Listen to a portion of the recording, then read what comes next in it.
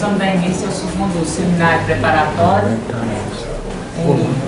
rumo à nossa 17ª jornada Política da Psicanálise na Era do Direito ao Gozo, onde hoje nós vamos contar aí com uma conferência do Dr. Milton Binotto sobre o tema da homogeneidade e exceção na política. Né? Esse é um tema que nos orienta e procura trazer elementos para que a gente possa trabalhar a partir do primeiro eixo de investigação da nossa jornada, que é a política para todos e a exceção do sintoma. Né? Então, nós vamos começar aí a animar essa discussão a partir desse eixo com a conferência do Dr. Milton Binotto, que o Ram vai apresentá-lo para nós daqui a pouco. Eu gostaria de antes de dar uma notícia, né, que é uma chamada aos trabalhos, e da próxima vez que nós vamos nos encontrar no terceiro seminário preparatório, já estaremos encerrada o período do envio dos trabalhos, que é do dia 1º ao dia 20 de agosto, tá? Onde vocês devem encaminhar o trabalho para o e-mail da Lilane Pacheco, que é a coordenadora científica da nossa jornada. Então, nós estamos aguardando o trabalho de vocês, né?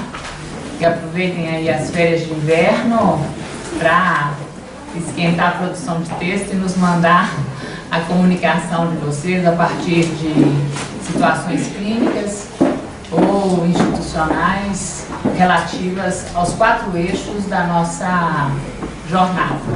A gente pede para que vocês possam deixar bem claro, né, a qual eixo o trabalho está se dirigindo. Maiores informações sobre o modo do trabalho, como ele deve ser enviado, está no nosso blog, que vocês podem acompanhar, né, pelo Facebook, Twitter. Então, vou passar agora a palavra ao Ram para ele apresentar o nosso conferencista da noite.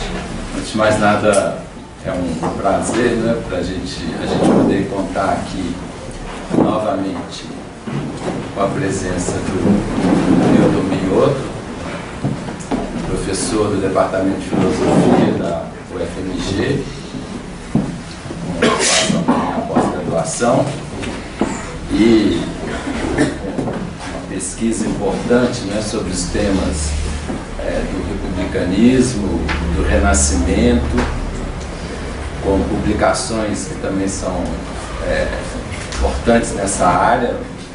A mais recente delas se chama As Aventuras da Virtude, né, publicado em 2010 pela Companhia das Letras, estudos sobre Maquiavel, sobre o tema da corrupção, da política, da filosofia política.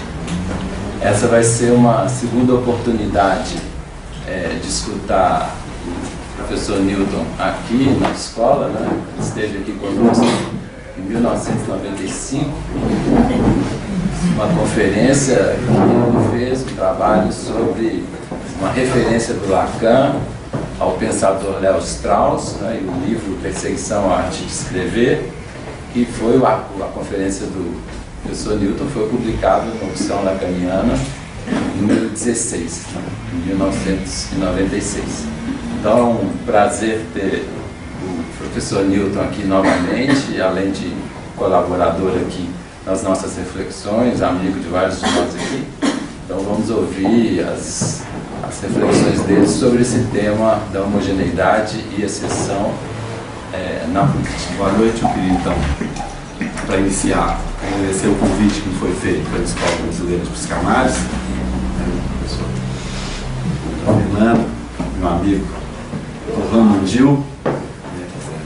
Muito gosto que eu venho falar aqui para vocês essa noite, embora não tenha sido tão fácil assim enfrentar o tema que me foi proposto, né? A ideia, enfim, dessa relação dessas duas conceitos, duas noções, nós vamos ver se são conceitos, né?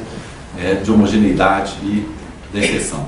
A primeira dificuldade para tratar desses dois temas é porque, na verdade, não são dois temas clássicos, né, da linguagem da filosofia política, que, junto com a ética, talvez seja na filosofia, né, uma das áreas que conserva, se não no mesmo sentido, pelo menos um vocabulário muito estável.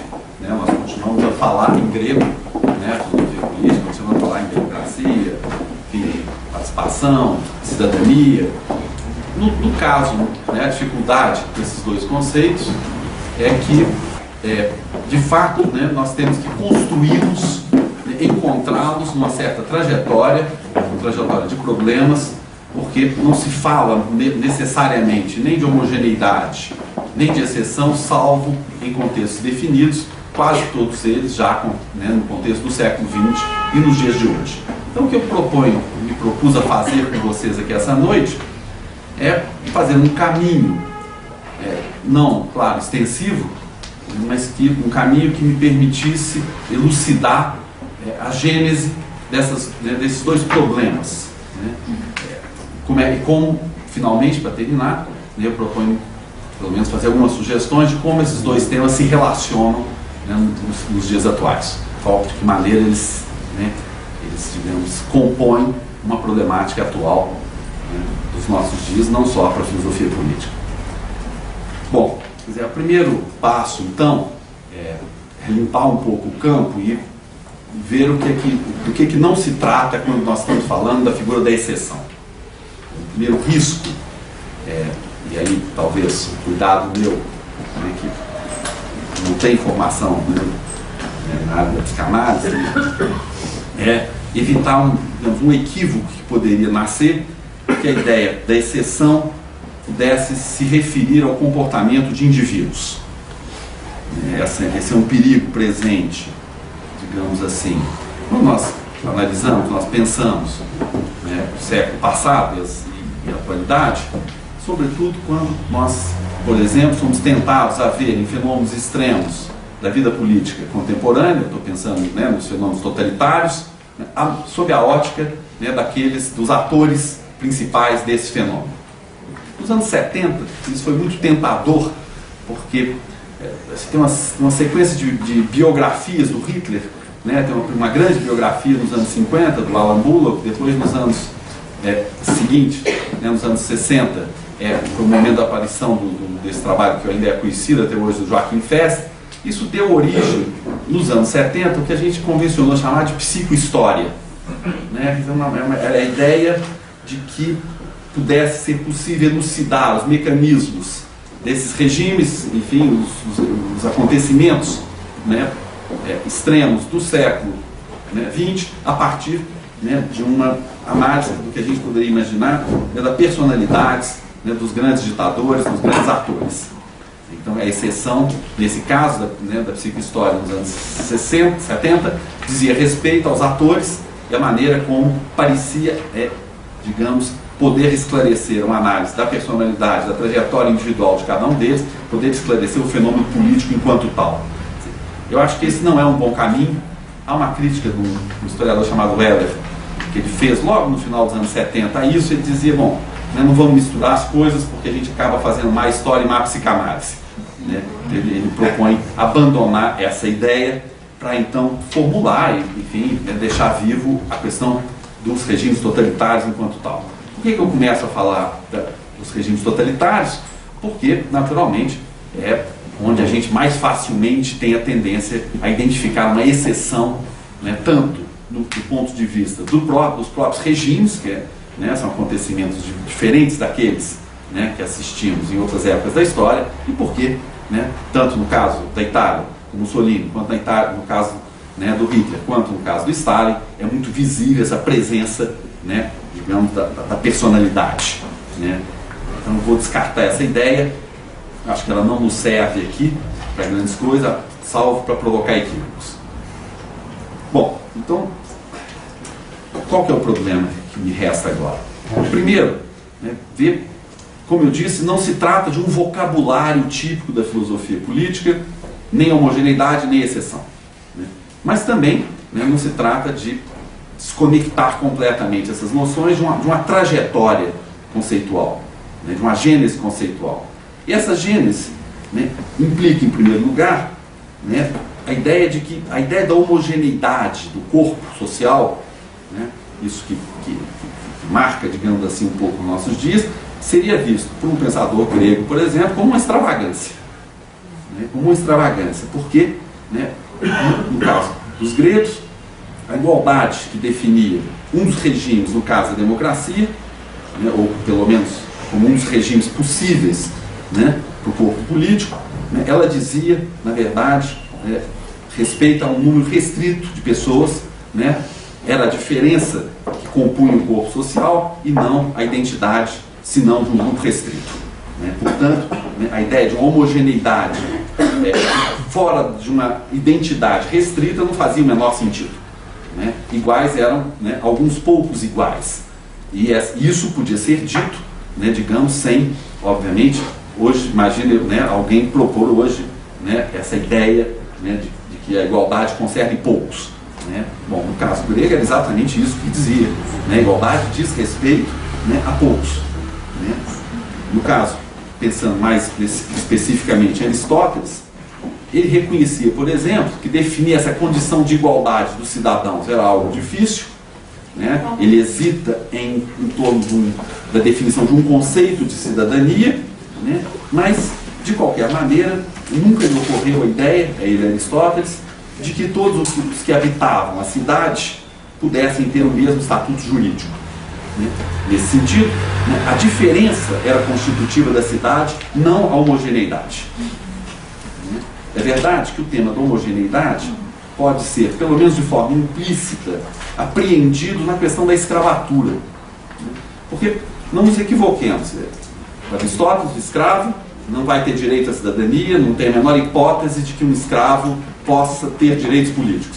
Isso está fora de questão. O que lhe atormenta um pouco é saber se o escravo pertence ao mesmo gênero que o homem livre. Então, a questão não é política, né, não é uma questão de direitos, ela não se põe dessa maneira, mas, digamos, subrepticiamente, o problema da homogeneidade se apresenta, e nós vamos ver que isso é importante mais tarde, para o nosso tempo de hoje, se apresenta no nível do biológico. A questão aristotélica não é se o escravo é melhor ou pior, enfim, ele é escravo, ele pode ser pela força, pode ser de várias maneiras, mas a pergunta é, ele pertence ou não ao mesmo gênero? Então, quer dizer, a homogeneidade, quando ela aparece como possibilidade ou problema, ela aparece no nível do biológico, não no nível político, nem mesmo no nível da casa. Um segundo aspecto para pensarmos essa condição de desigualdade que rege, né, a sociedade grega, né, e rege as sociedades antigas de modo geral, é a separação rígida, né, e hoje muito se fala nisso, né, entre a esfera da casa e a esfera, né, da cidade ou a esfera da política. Né. Ao pertencer irremediavelmente à esfera da casa, escravos, mulheres e crianças não podiam aspirar a papéis relevantes, né, ou que sugerissem pertença, digamos assim, a uma esfera de decisão do corpo político. Né? Resumidamente, né, os regimes gregos, quaisquer que fossem eles, eram baseados na afirmação de diferenças e, na verdade, na recusa da homogeneidade do corpo social. Então, o conceito interessante aqui, para que nós possamos guardá-lo para a modernidade, é que a ideia de igualdade, ela se combina, na verdade, né, no nascedor da reflexão ocidental, com a ideia da diferença. A ideia de homogeneidade, ela apenas perturba a reflexão de Aristóteles, trata-se disso, perturba quando ele imagina esse problema, será que o escravo, né, de fato, ele é substancialmente diferente dos outros seres humanos. Seres humanos considerados, né, como bios, né, portanto, só como corpo. Essa questão para por ali, né, e ela vai ser reencontrada bem mais à frente. Né, quando nós vamos ver, na modernidade, o problema da igualdade, ele mesmo se transforma. Quanto ao problema da exceção, nós podemos localizá-lo no mundo antigo, mais especificamente, numa figura que era a figura do legislador. A figura do legislador, nomotetes, quer dizer, de onde vem, né? Nas línguas modernas todas herdaram isso, que a gente esquece, né?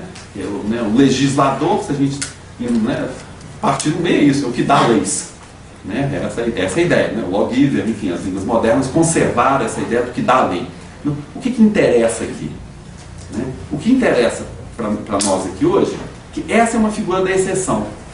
Né? Por quê? Porque normalmente, como é que você tem duas tópicas fundamentais, a gente não vou me demorar nisso, mas você tem a tópica propriamente do fundador, né, do laicista, que é aquele sujeito que viajava, né, o grego que, enfim, que viajava e levava um pouco a cultura grega e estabelecer colônias. Então vamos deixar essa, né, essa é uma forma de fundação. A forma que interessa aqui é o seguinte: uma cidade em crise, né, como é que você resolve isso do ponto de vista das suas leis? Você chama um legislador, aquele que dá leis. Né? Agora, o que o legislador faz? Ele dá leis e, se ele tiver juízo, como diz o Solon, né, ele cai fora. Porque ele não pode, né, viver, né, sob leis que ele mesmo criou.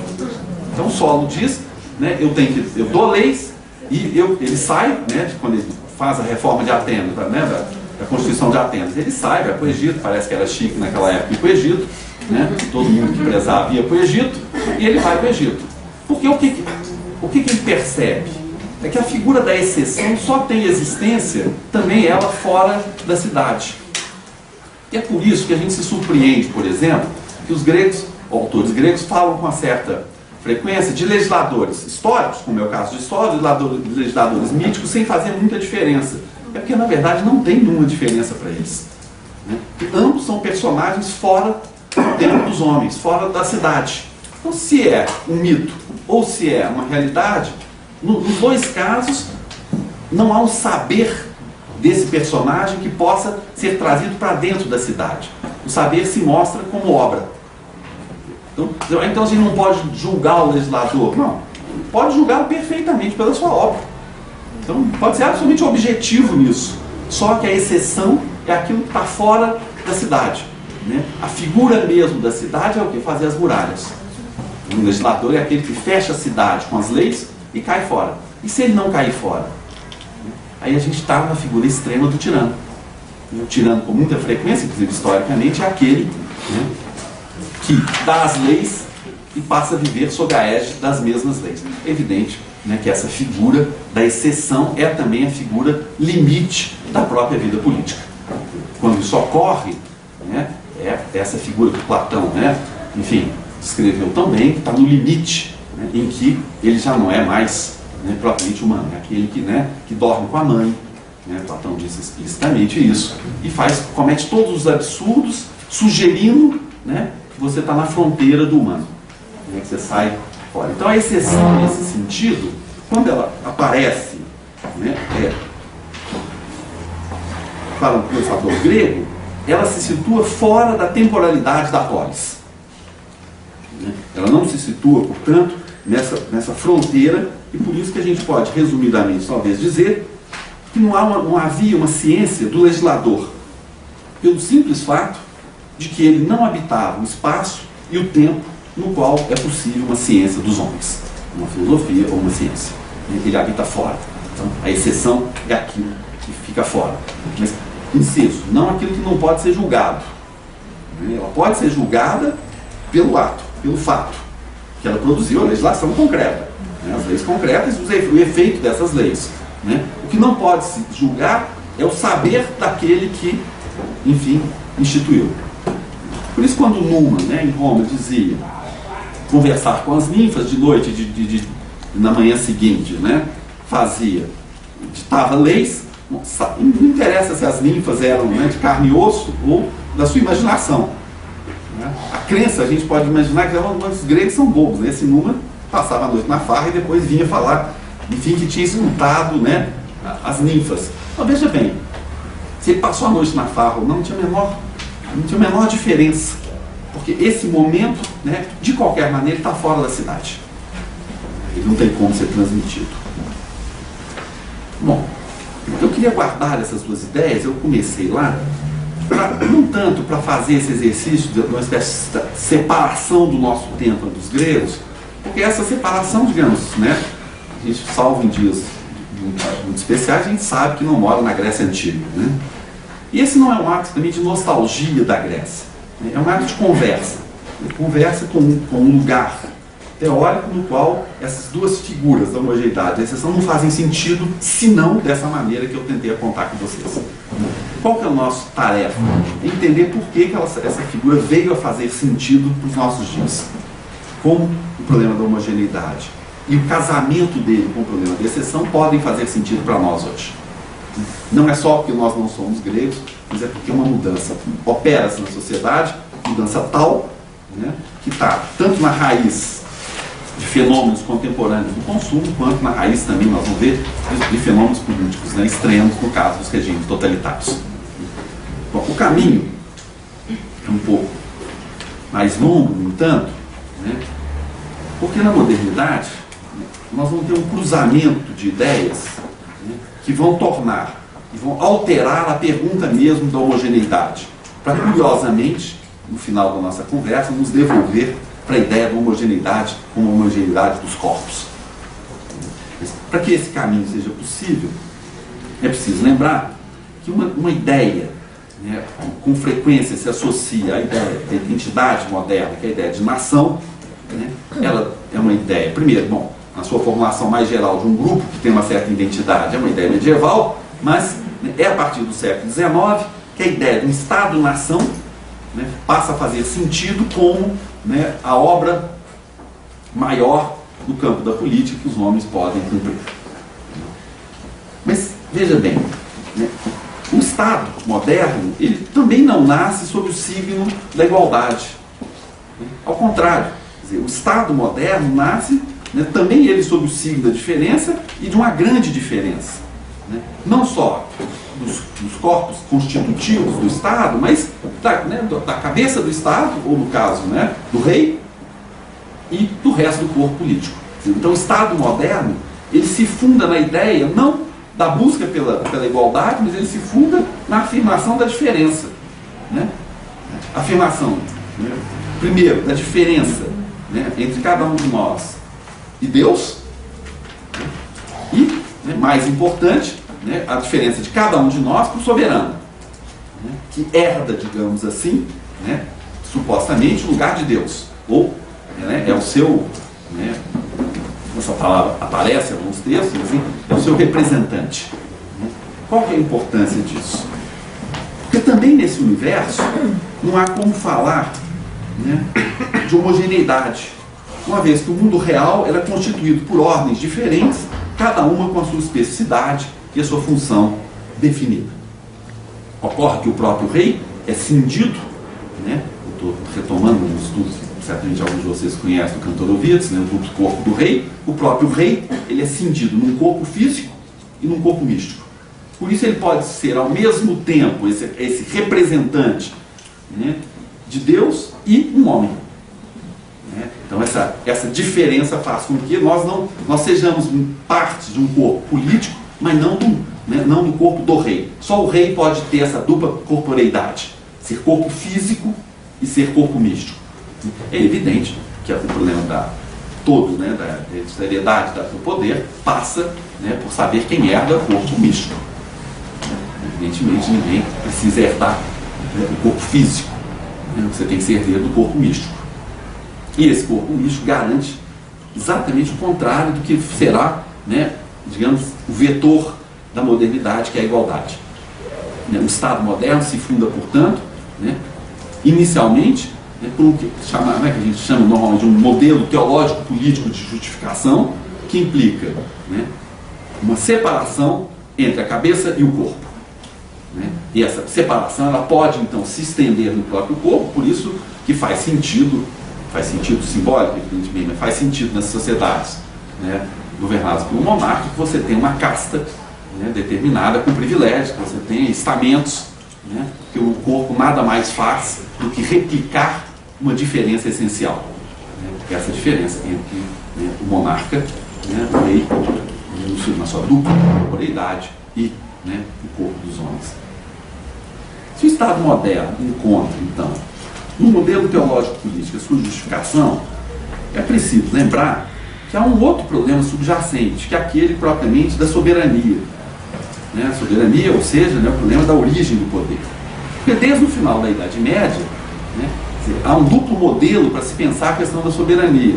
Né? Um modelo, esse, né, do teológico-político, que é o modelo descendente, né, de Deus para baixo, né, mas É uma tópica medieval, do tardo medieval, se quiserem, está lá em Marcelo de Pardo, né, que é a ideia do modelo ascendente, né, ou seja, que o poder se funda no povo. O que é importante observar é que as duas afirmações esbarram na dificuldade de dar dimensão temporal, né, à origem desse poder, seja porque Deus não habita necessariamente o nosso próprio tempo, seja porque o povo é por demais abstrato para que nós possamos nomeá-lo, digamos assim, na realidade empírica. Os dois modelos, curiosamente, né, têm que resolver um problema semelhante, qual seja, né, aquele que nós já encontramos lá atrás na exceção, que é passar de uma ordem fora do tempo para a ordem temporal. Né? Bom, todo o poder está no povo. Ótimo, frase perfeita. E aí? Como é que eu torno histórica essa frase, ou esse princípio? Da mesma maneira, todo o poder está em Deus, tem o mesmo problema. Quem interpreta Deus? Saber, portanto, fazer essa passagem para dentro do tempo é, né, o problema típico, né, da soberania. Né, problema constituído lá no final da Idade Média e que vai, né, do ponto de vista teórico, encontrar vários e vários debates quando esse tema da soberania, né, já com Baudin, mas principalmente com os contratualistas, vai ocupar a cena.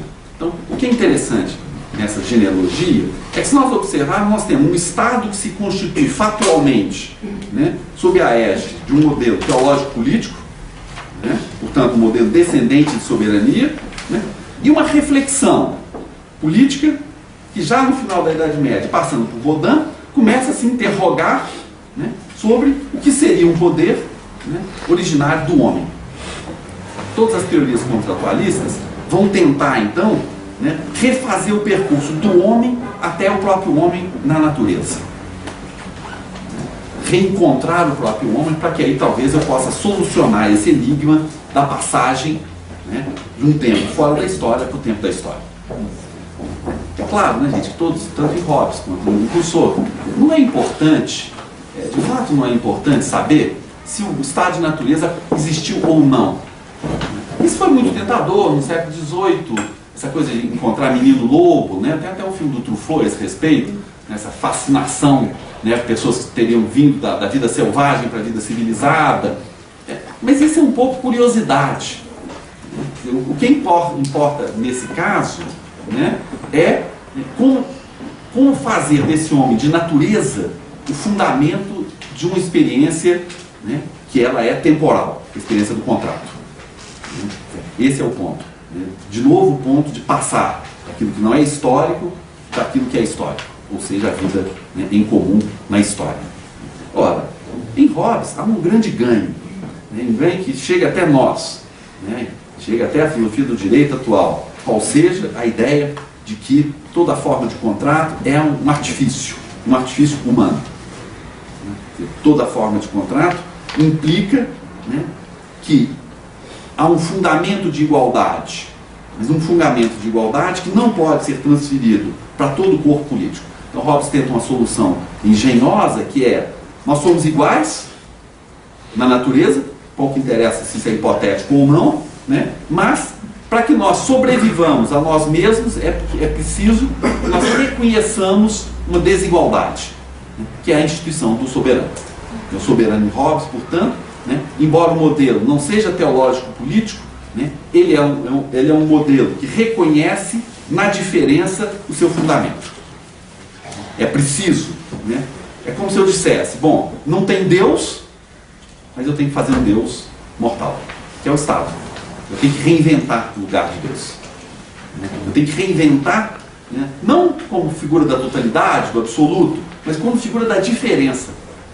É preciso reinventar o lugar de Deus para reinstaurar uma diferença que seja, aos olhos dos homens, uma diferença, né, absoluta. Ou seja, o soberano tudo pode. É claro que nos debates sobre propriamente a filosofia hobbesiana, tem toda a questão de saber se afinal a gente pode ou não se revoltar, quais são os limites desse soberano, enfim, a bibliografia hobbesiana é cheia desses debates. O importante é, se funcionar, digamos assim, o contrato hobbesiano, né, o soberano é diferente do restante do corpo. A figura que o Hobbes usa, né, a ideia do Deus mortal.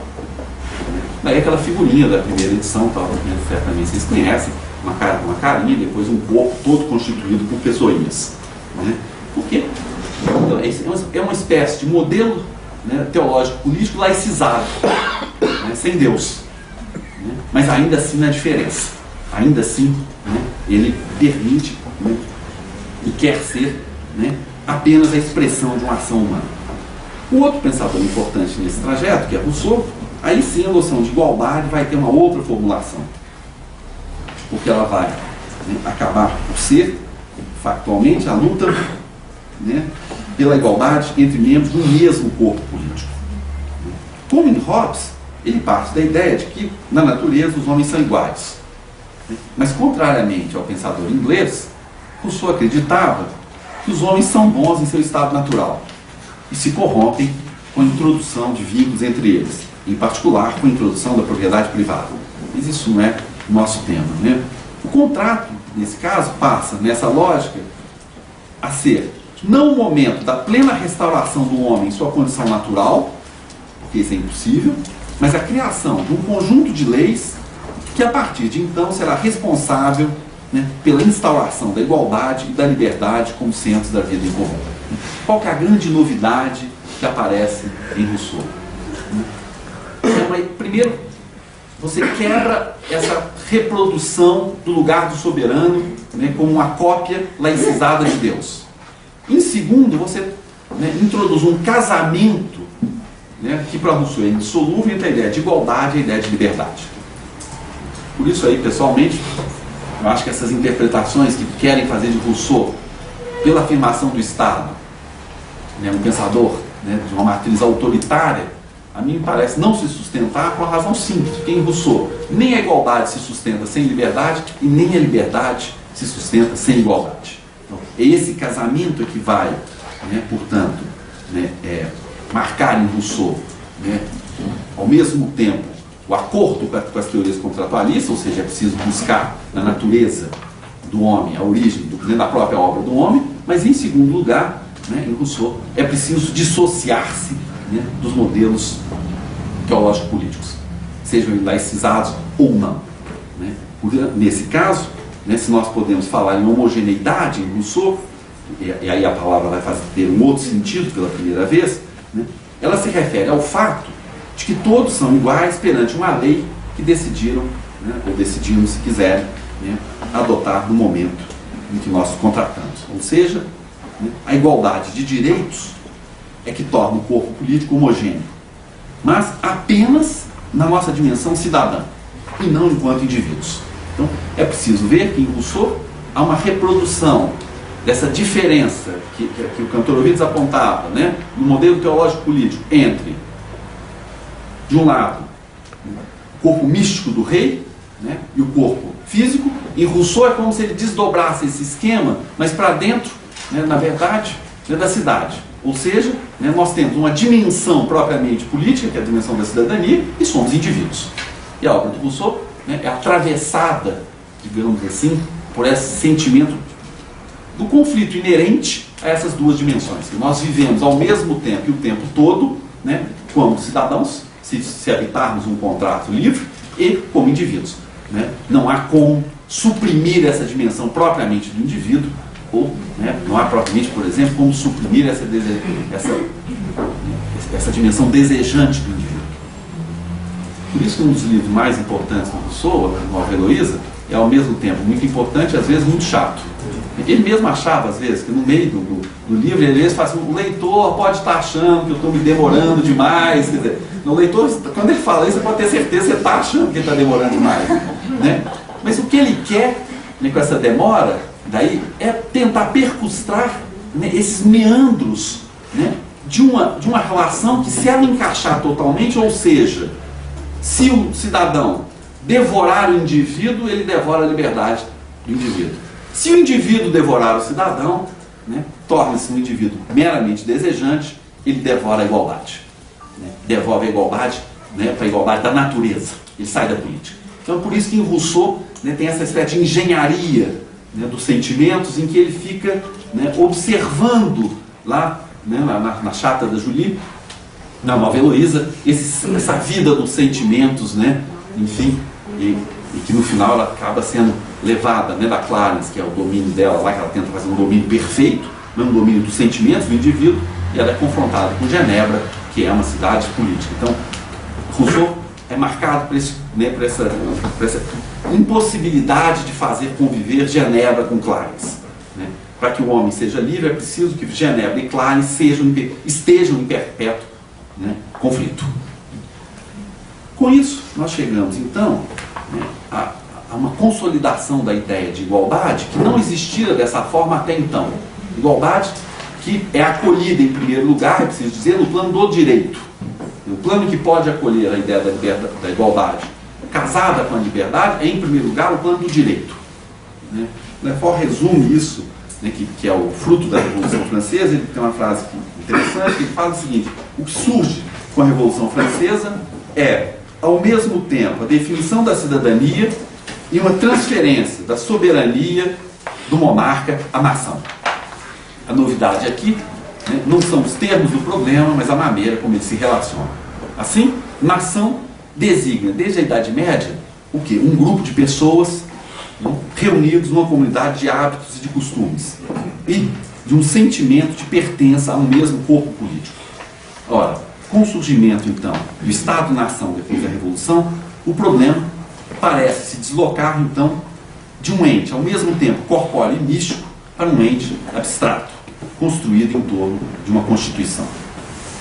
O que ocorre, eu completo com o Lefort, que o povo, pelo menos a partir da Revolução, é um conceito político. Qual que é a nossa questão? E aqui, né, eu começo a me encaminhar, né, para o nosso tema da exceção. É que a nação, ela é um conceito pré-político. A nação, ela marca uma figura da identidade, mas uma identidade que guarda essa espécie de traço místico. Então, a nação é uma figura da identidade, certo, mas não abstrata como aquela gerada por uma Constituição. Então, por que isso é importante? Porque eu diria que a tragédia do século XIX, né, com o fato colonial, né, e a tragédia exponencial do século XX com os totalitarismos, ela em alguma medida, né, vai se nutrir dessa impossibilidade da nação transformar-se num conceito plenamente político. É muito curioso, tem um texto do Renan, que ele tenta esclarecer essa coisa da nação, chama o que é a nação, aliás, o texto tem uma bela tradução feita pelos argentinos, recente, e o texto é muito curioso, porque ele critica os alemães, ele vê, é como se ele viu chegar o hipernacionalismo alemão. Ele critica os alemães porque os alemães, romanticamente, diz ele, se adequam mais facilmente à noção de nação do que à noção de Constituição. Constituição, no sentido comum da palavra hoje, né? Como lugar dos direitos. Né? Agora, curiosamente, tá bom, qual que é o Estado-nação por excelência do século XIX? A França. E aí, como é que ele define nação? Ele que critica a Alemanha vai dizer é um acordo espiritual entre pessoas vivendo no mesmo território. Então ele que entende os riscos do hipernacionalismo, a hora que ele vai tentar definir a França, para é um acordo de espíritos. Ou seja, né, o que ele nos diz até hoje? É uma noção pré-política. É uma noção que pode prescindir do direito para existir. Que uma comunidade espiritual, seja lá o que for isso, né, de qualquer maneira, é uma comunidade que não precisa dos direitos. E não precisa ser tão bravo com o Renan. Claro que nós temos comunidades nas quais participamos que são comunidades parciais.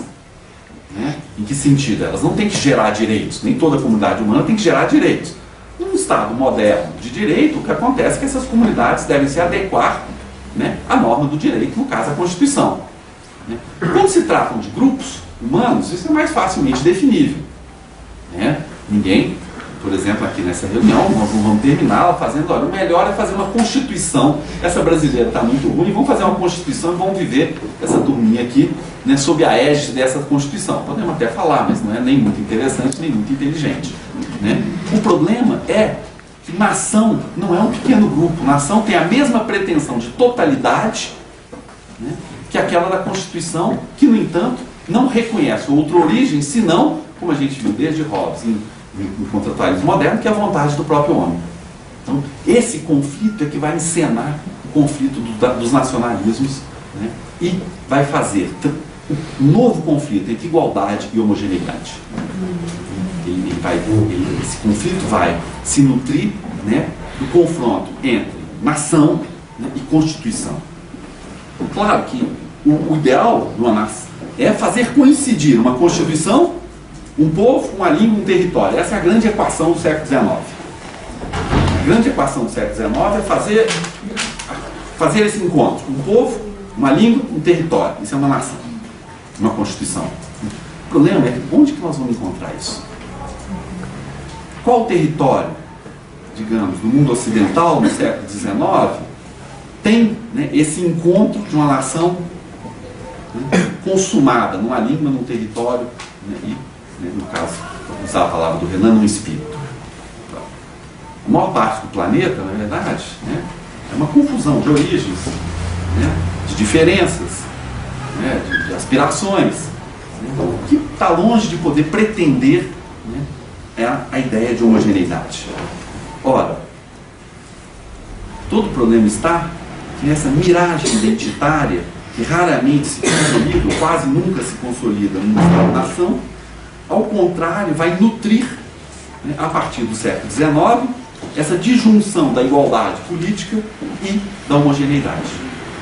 Porque a homogeneidade, essa se casa com a ideia de nação. Por quê?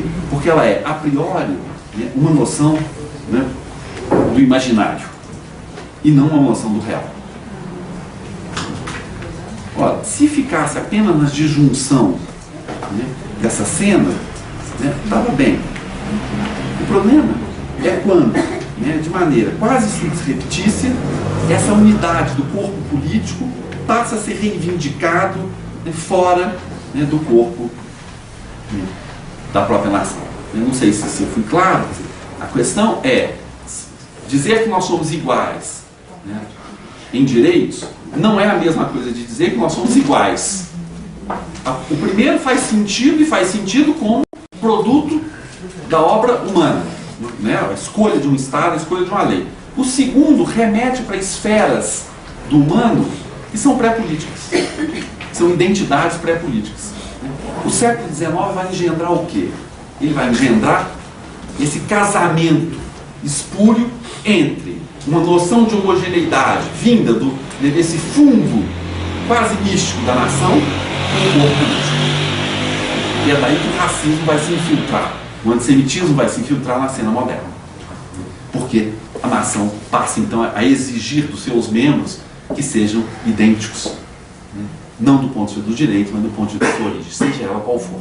Então, às vezes a gente se espanta com o seguinte, o racismo não tem nenhuma base, não só, enfim, biológica, ele não tem nenhuma base de identidade real. Assim como, né, a Alemanha, mesmo nos anos 30, a população judaica da Alemanha era relativamente reduzida, eram 100 e poucas mil pessoas. Uma boa parte dela concentrada em Berlim, por exemplo, na Baviera, né, que é a origem, né, do partido nazista, não tinha nenhuma população judaica na Baviera. Então, não é possível que as pessoas não veem, né, quer dizer, que não há um problema real. É por isso que o problema se torna agudo, porque ele não é real, né? Porque ele se constitui no plano imaginário de uma identidade mística. Então, é a nomeação do outro que permite, então, né, que eu coloque o problema da minha própria identidade. Então, é assim que o tema da homogeneidade penetra, né, no século XX, né, e constitui uma das amarras possíveis, né, das experiências totalitárias. Eu não vou repetir muito longamente as hipóteses do Carl Schmitt sobre exceção, mas ele é um pensador importante, digamos assim, ou pelo menos ajuda muito a entender onde que entra o problema da exceção. Bom, veja bem, o problema da exceção, ele casa-se com a ideia, factualmente, da ruptura, né, enfim, da ordem instituída com as crises sucessivas desencadeadas pela Primeira Guerra ou por outras guerras. Então, o problema da exceção, num certo sentido, ele é grego. Ou seja, né, trata-se de preservar o lugar da lei quando, factualmente, ela está sob ameaça. Sabe qual é o problema? É que se você pudesse, no nosso tempo, conservar o legislador no seu lugar místico, Isso estava ótimo, mas a modernidade é um percurso da laicidade. Nós não estamos mais dispostos a conceder a um legislador o que os gregos concederam a Solomon, né? Dizer sozinho, né, qual é, né, a Constituição. Nós brasileiros tivemos essa tentação, né? Algumas das nossas constituições foram redigidas por uma pessoa só. O nosso Francisco Campos, né, homem de grande inteligência, evidentemente, mas redigiu na casa dele entre uma sopinha e outra, né, que era de notável inteligência. Qual o problema? É que ele se colocou num lugar que na modernidade não pode existir, né, que é o lugar do legislador. Então, o problema da exceção vem do fato de que como que eu salvo uma Constituição? Primeiro, né, é um duplo movimento. Primeiro, tecnicamente falando, né, é o chamado estado de exceção. Tenta-se, então, formular, teoricamente, um lugar no qual a Constituição já não vale mais, mas, ao mesmo tempo, eu me coloco no lugar daquele que faz a Constituição para salvá-la. Uma espécie de lugar paradoxal, né? O problema é que, quando eu chego a esse ponto, né, a pergunta deixa de ser, né, o que eu salvo? Né? Afinal, eu salvo a Constituição ou eu salvo a nação? Se fosse a Constituição, eu poderia, se fosse só a Constituição, se a Constituição fosse pensada de fato como um corpo de leis, né, o estado de exceção deveria dar origem ao quê? Né? Ou uma revolução, ou, tecnicamente, um constituinte. Né? Não tem nada de absurdo, não é isso que nós fizemos em 88, por exemplo, no Brasil? Com todos os defeitos, é isso, vai lá, faz uma outra Constituição. Né? O problema é que a ideia de salvar a Constituição, no contexto do Estado-nação, passa a ser salvar a nação. Então, é preciso descobrir também aquilo que fez derrapar a Constituição. É preciso nomear objetivamente, né, o inimigo. Ou seja, porque se fosse só salvar as leis, uma Assembleia Constituinte deveria ser suficiente. Mas não é isso, porque a ameaça aparece nesse lugar como maior do que, propriamente, a ameaça à lei. A lei não funciona mais, o estado de exceção é essa tentativa, né, de juridicizar essa crise, né, mas ele faz reaparecer essa figura estranha do legislador, e que agora tem que salvar uma identidade, que é a identidade da nação. E aí que a homogeneidade passa a ser, digamos, aquilo que descreve a nação. A igualdade descreve um estado de direito. A homogeneidade descreve esse povo místico. Ora, como é que você, né, vocês conhecem isso muito melhor do que eu, como é que você, né, tem nada melhor para constituir uma identidade que nomear o outro. Nomear o outro como inimigo é melhor ainda. Né? E é esse mecanismo que faz esse extrato do racismo, do antissemitismo do século XIX se casar com o tema da exceção. Né? Porque eu passo a tentar salvar aquilo que está fora do tempo. E eu só posso salvar aquilo que está fora do tempo se eu souber o que eu quero salvar. Ora, o que eu quero salvar é o que eu invento, né, como aquilo que eu quero salvar. E é por isso que né, o racismo, né, nas suas várias formas, não depende de nenhuma consideração objetiva. Não é porque isso ou aquilo, né, os famosos protocolos dos sábios de Sião, né, que era um suposto documento, né, que os judeus teriam feito para dominar o mundo. Bom, parece filme B, Sessão da Tarde, ruim, né? Veja bem, né? Esse é um documento falso, elaborado em Paris pela polícia secreta russa do Czar. Isso que eu estou contando para vocês, todo mundo sabia.